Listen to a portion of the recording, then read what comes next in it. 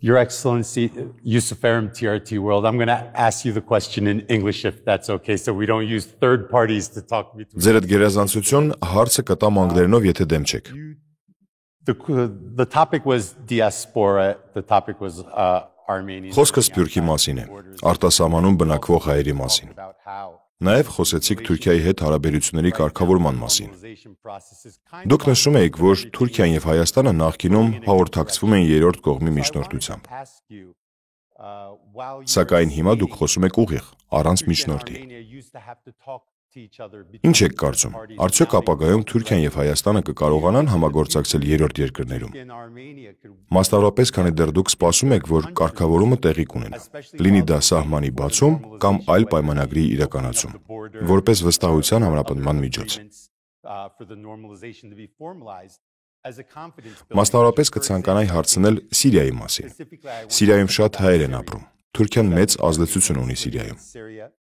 Արդյոք սա մի դաշտ է, որտեղ դուք տեսնում եք Թուրքիայի հետ համագործակցելու հնարավորություն,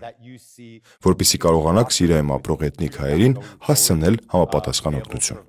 Կամ Լիբանանը, մեկ այլ երկիր, որտեղ Թուրքիան ևս ազդեցություն ունի։ Կամ համագործակցեք միջազգային այլ հարցերի ուղղությամբ,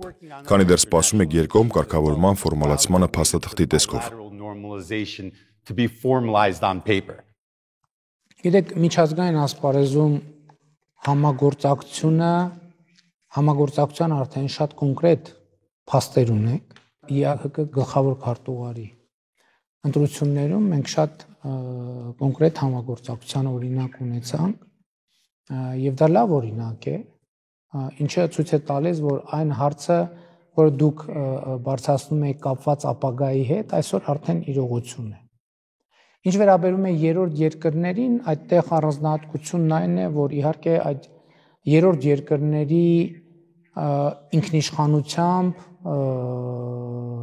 մենք բնականաբար սահմանափակված ենք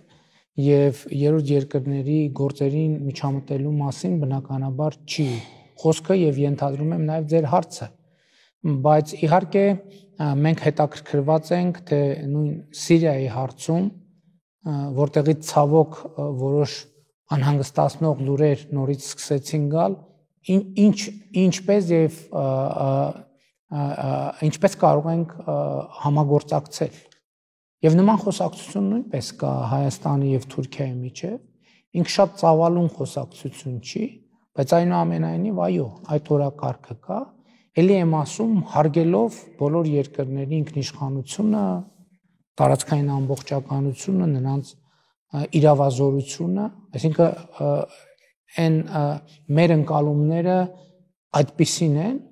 եւ այո, ակնհայտորեն Սիրիայում մենք հայ համայնք ունենք, որի ճակատագրով մենք անհանգստացած ենք, ցավոք վերջին տարիներին տեղի ունեցած իրադարձությունների բերումով շատերը ստիպված եղան լքել Սիրիան, բայց այսօր էլ հայ համայնք կա այնտեղ եւ Լիբանանում էլ մենք հայ համայնք ունենք եւ մենք ջանքեր գործադրում ենք, որպեսզի տեսնենք ինչ կարող ենք անել այդ երկրներում մեր համայնքների համար հնարավորինս լավ պայմաններ ապահովելու համար, այն ինչ որ մեր հասանելիության տիրույթում է, իսկ կոնկրետ դեպքում Թուրքիայի հետ այդ ուղղություններով աշխատելու Սիրիայի հետ կապված մենք ունեցել ենք որ կոնկրետ քննարկումներ եւ խոսակցություններ եւ եթե ոչինչ չխանգարի կունենանք նաեւ կոնկրետ դրսեւորումներ համագործակցության